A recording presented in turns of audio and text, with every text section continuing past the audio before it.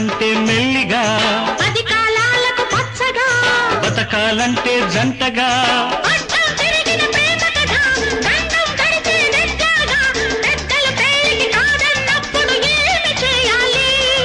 చెట్టా పట్టా కలపాలి, చెట్టు పుట్ట దాటాలి, రివ్వున గోవలే ఎగిరిపోవాలి.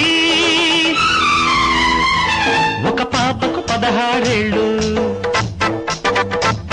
దొరబాబుకు 20 ఏళ్ళు, ఒక పాపకు 16 ఏళ్ళు.